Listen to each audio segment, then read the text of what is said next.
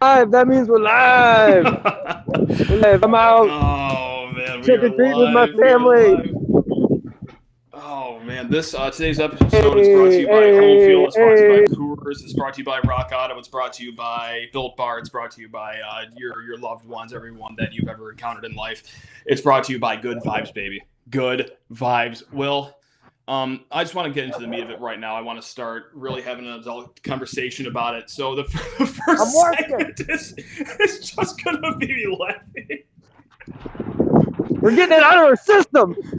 With my father-in-law. Hey, Rick. It's live stream. Yay! Oh, Hey! Mel Tucker, year one.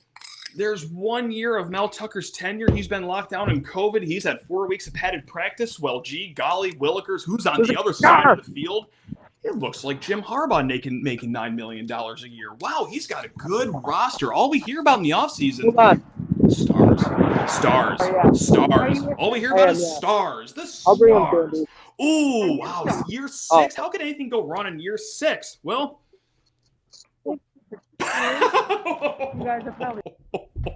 27, 24, 27, 24. Got it. Mel Thank Tucker you. is Ann Arbor's baby. Let's go. Rocky Lombardi is Michigan's daddy. Ricky White is Michigan's daddy as well. Antoine Simmons, Michigan's father. Connor Hayward, Michigan's dad. Jay Johnson, for the most part, Michigan's father. Can I talk? I don't know if you can hear me right now in your trick-or-treating fray right now. I can hear you. Can you? Can you hear me? Mm-hmm. Okay, yeah, I'm trick-or-treating with my family. So, Will, I want to... Hershey bars. Hell yeah. I want to get into this. I want to make this about Michigan State first because this has been the better team in the last 15 years of the rivalry. So when you have two siblings, you have the older brother and the younger brother. You're going to start talking about the older brother first, the one who's been more winning in the last 15 years. The one that's able to win with the first-year head coach with a new roster that he might not even know everyone's name on. That's who you talk about first. I don't think we need to do, like, brother stuff anymore. No, we're doing brother stuff. We're just making it correct, though. Will, year 1, Mel Tucker, 4.5 weeks of padded practice, walks into Michigan Stadium for their Super Bowl, comes out 27-24 win with Rocky Lombardi and a true freshman, Mr. 196, throwing up 196 yards. That's all I'm calling Ricky White from now on, Mr. 196. I don't feel the need to call him anything else besides that. Maybe GOAT, Lord, the greatest, whatever it is. Let's talk about the Spartans, man. What a win. Where do you want to start with them? Hey, Vito Corleone was older than Michael, but that didn't mean crap, Mike. Or Mike, Matt. Call me Mike. I don't care what you guys call me, honestly, for the next week. You use all your words on me that you want. I don't care. We're vibing, man. We got some strong Saturday vibes. Cheers to everyone. Yeah, I don't think you want to be in it. My wife running away. So that was unexpected, right? That was Will. We had a podcast titled "I Hope They Don't Get Blown Out Too Bad" 2 days ago. Our podcast title was just praying that they don't get blown out too bad. To say that we didn't have faith, that makes us bad fans, and so be it. But you know what? If we're bad fans celebrating a nice win today. So who really cares? I don't really care. Call me whatever you want. Hey, yeah, I had no faith in this team. I had zero faith in this team. I had more faith. Wait. Can you apologize to Connor Hayward right now? Connor Hayward, if you're watching, if your family's watching, your friends are watching, not only do I apologize, but this is an open invitation for me to show up. Any practice, game, bar, outing, dorm hall, study group that you want me to come to so you can get one clean-off punch right in the face. Maybe two. Who cares? I don't. Connor Hayward, incredible game today. Recovered the onside kick to ice the game. He did it all. Down on second and goal from the 12 to when needed a touchdown. 6 points was not going to do it. Quite clearly because they scored on the next drive. Connor Hayward got it done. And a little bit of a push on that last 4th and 2 to really seal the game. Connor Hayward is the GOAT. Ricky White is the GOAT. Rocky Lombardi is the GOAT. Mel Tucker is all your daddies. All right. Whew. Man, oh man, what a game. When's the last time you can remember, honestly? And it might be John L. It might be like 05 or something. When's the last time you had a Michigan State team where you're like, okay, he's dropping back, he's throwing it deep, and we're going, like, we want it through the air. We want to push the ball deep.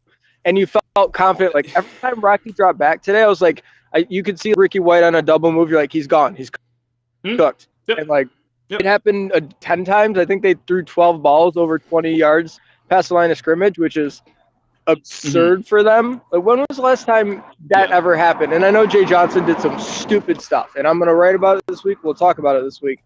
Don't care about it today. I will not care about it until Thursday. Maybe Friday. Yeah. He had a defense that he knew was going to attack, and he thought he could protect it, and he knew he'd have man on the outside. He said, we're going to throw it deep. And they did, and they did, and they did, and it worked. It absolutely worked. Their success rate was not only did he know that they – sorry. No, their success rate was 80% on deep passes. Absurd.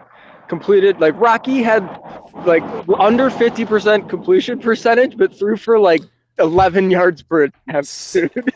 17 for 32 with 323 yards. Have you ever in your life seen a sexier 17 of 32 passing outing from a guy? Yeah, no. 10 yards per attempt on, like, 56% passing. That's insane. It's hilarious. No, it's unbelievable. And the blueprint was right there. Like, you talk about them being aggressive and everything and that you're going to get man. That's correct. But do you know what is also very correct and very damning for the other guys? Well, they were toasting them the entire game. They were. It was speed on speed. They were the entire game. An idiot. Well, you're the brains of this podcast. An idiot like me saw that, oh my God, they are roasting these guys like a fish fry during Lent right now. This is unbelievable. Like, it's every single time they went downfield, it was either burnt and catch, burnt little overthrow, or burnt and holding penalty, or pass interference penalty. It was nonstop. It was nonstop yards, nonstop Joel Klatt crying about it. Non-stop victory for MSU, baby. Non-stop victory for MSU. Joel. I'm not sleeping tonight until I get blocked by him on Twitter, by the way. I want to go on the record there. I don't care if it takes me until Wednesday. That's fine. I'm going to be up till next Saturday anyway, so don't care. You know, I think generally football announcers do a fine job and they don't hate your team. No, that's not true when one of them has Jim Harbaugh's anatomy in his hand the entire game. I think there are some announcers that really like certain coaches and players and just do a bad job saying and not saying that. Joel Klatt really likes Jim Harbaugh. He really likes for whatever reason, and just Gus Johnson too. It just I never accuse anyone of that, but there was a bit much today in the halftime show. It's not accusing if it's true. Like, it's not accusing if it's blatantly obvious. Like, you go to the halftime show, they're bitching about the ticky-tack fouls. Like, okay, sorry that they can't hold hands with the receiver going downfield after they've been burnt for the 7th time that half. Like, that's called officiating, guys. I don't know if you guys are keen to that, but just be better. I don't know. Like, we hear about all these stars every offseason. This is the year. This is the year. This is the year. Where are they finding these quarterbacks that are 4 stars but run a 5.6 40? What on earth is going on there? I'd be disgusted if I was a Michigan fan, but luckily I'm a fan of the better team in the state, and we're celebrating today, so it's very nice. But do you mind if I go on a little monologue here, Will? Do you mind if I just riff a little bit, kind of going off of that? No, go ahead. You know what the most beautiful thing is about this game, Will? You know what it is? I know I don't, but I think you're going to tell me. There's no excuses.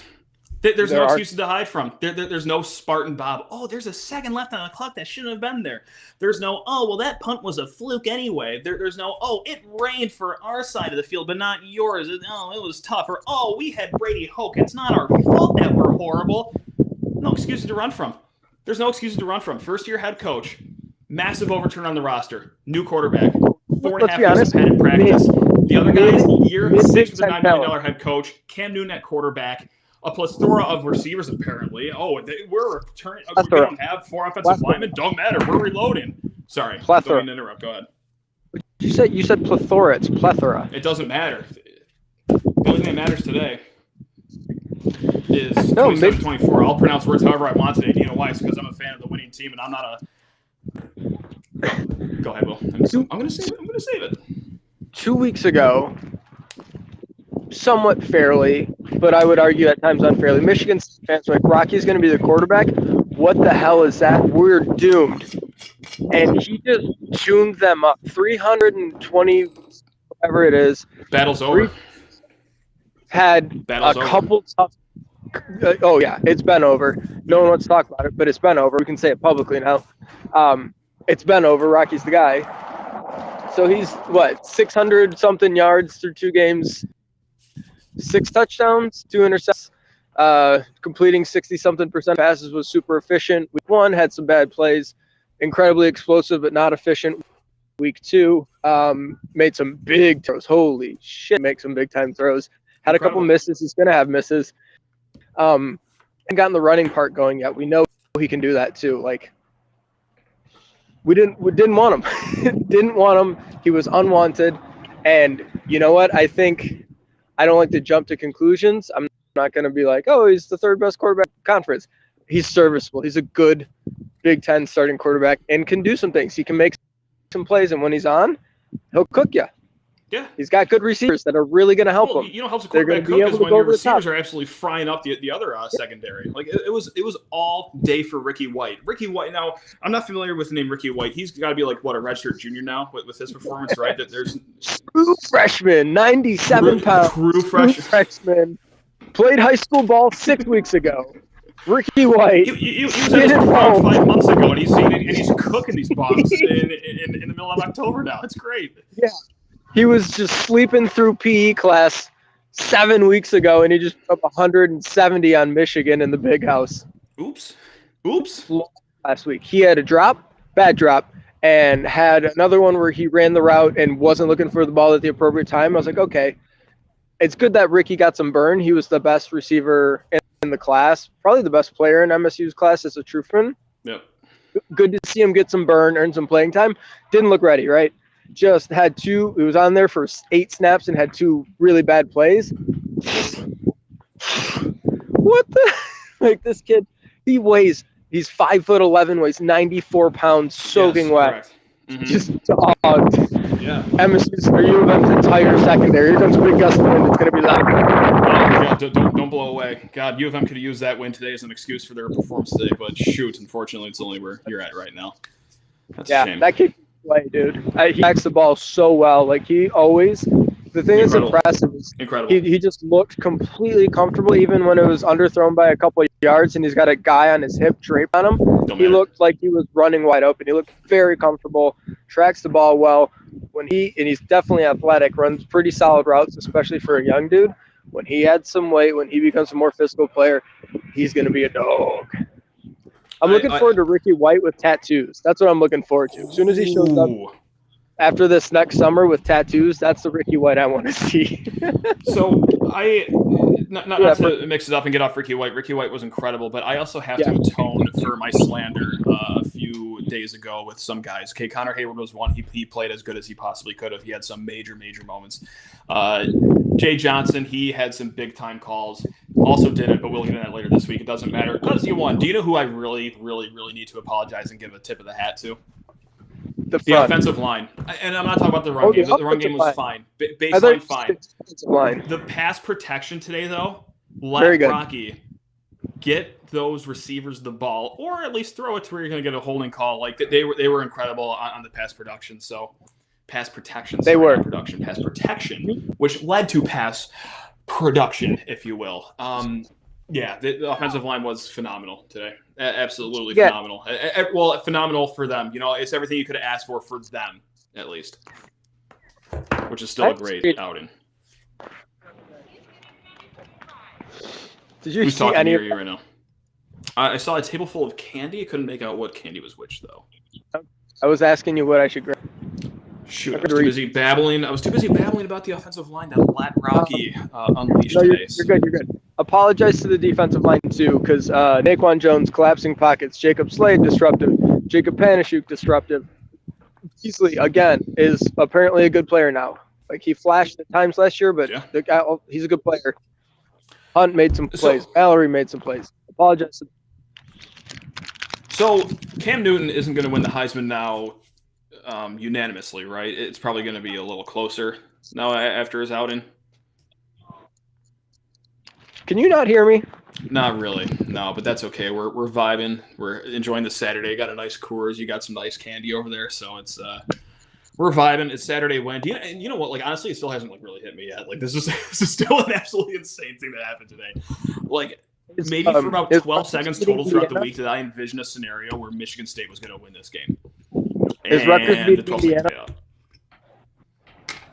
Is Rutgers beating Indiana? I don't know. I haven't really been checking lately. Okay. I said apologize to the defensive line. Oh my God, I'm sorry. Yeah, you're talking about. Yeah, I definitely apologize to the defensive line. I gotta listen. So we were on Lockdown Big Ten a few weeks ago with Ben Stevens, and I said that if Michigan State wins, I'm going to do a parade on Grand River. We'll see if Mel talk or not. But not only is that going to be a parade, that's going to be an apology tour for me too, because the defensive line stepped the hell up. I know I even threw the whole front seven in there in general. Antoine Simmons, that tip pass to end the first half, that can't be replayed enough. That can't be replayed enough. I know that it was just in the first half, and it might not be one of those game-changing plays down the stretch, but no, that was a complete bona fide game changer, and I think everyone will remember it as that. I really hope everyone remembers it as that, because they were dead in the water. That guy was wide open. But luckily they did not play Cam Newton for that snap. They decided to go Wildcat. Thank you, Josh Gaddis. Thank you, Jim Harbaugh. Thank you to $10 million of brain trust right there making that call, and Antoine Simmons popping you for it. That's big time. All right. Big time. Antoine was great. Last thing, and then I'm going to get out of here because I feel like my signal's bad. What are we resetting expectations now? We were just hoping to avoid 0-9. Now what? Oh, honestly, it's week by week now. Listen, you have a loss against Rutgers. That's pretty bad. You have a win against Michigan. That is effing incredible. It's who cares? Whatever. Honestly, 2-7, 7-2, 4-5. I don't care. Oh, you guys are little brother treating this like the Super Bowl. Yes. Yeah, this is definitely our Super Bowl in year one with the new roster going to your house as 25-point underdogs. Guess what? It's your Super Bowl too, because your head coach, all that he's accomplished, $9 million a year in all. At the height of both of our teams in the last 15 years, what's our ceiling? It's Big Ten championships. It's going to the college football playoff. What's your ceiling the last 15 years when your teams are the best? Never been better since the 90s. What do? You only hang your hat on beating Michigan State. You couldn't even do that this year. You couldn't even win your Super Bowl this year at your own house. That's embarrassing. This was a Super Bowl for both teams. It should have been for Michigan State. It shouldn't be for Michigan, but here you are because you got a bum head coach bringing in recruits that are getting burned by 3-star true freshmen, and now here you are losing 27-24. That's tough. That's a tough pill to swallow. That's a tough pill to swallow if you're the other guys. But hey, that's not my job. My job is to enjoy the Mel Tucker year one tour, which includes a win in Ann Arbor. A win in Ann Arbor with Ricky White, Mr. 196, connecting with Rocky Lombardi all game long. You clowns. You clowns. You clowns. Rocky Sam, any thoughts today? Yeah, you can come in. That's fine. Tell Sam to come in. I haven't seen her. She's coming in. Hi, Sam. Will says hi. Hi. Do you have any thoughts on the game today? I'm glad it went well. She says she's glad it went well. That's for mine and our child's sake. Oh, for mine and my child's sake. Yes. I thought you were going to say mine and my child's safety. I was going to say, yikes. I usually contain myself pretty well after games, but well, I haven't worked out in like 2 weeks because of the whole like child thing, whatever. Sure. After the game, I grabbed a flag from my garage and I sprinted down the street like 4 houses. I thought I was going to die right there. Yeah, I did. Yeah, I lost my mind. I kind of blacked out in the moment. It is what it is, you know. When you got to celebrate a 25-point underdog win, you got to celebrate however you can. So you got to do it. Man, oh man. You got to do it. Spartans are better. No excuses. Mel Tucker, year one, already Michigan's daddy. It's unbelievable. $9 million head coach in Ann Arbor with Cam Newton as his quarterback. Can't get it done. Life can't be better right now. Are you like throwing vases on the ground? What is going on? Fine china? What are you? Why do I have golf? I'm never more than 3 feet away from a pack of golf balls in this house. You should expect booby trap golf balls. Just like Michigan State should be expecting wins against Michigan now because they are bums.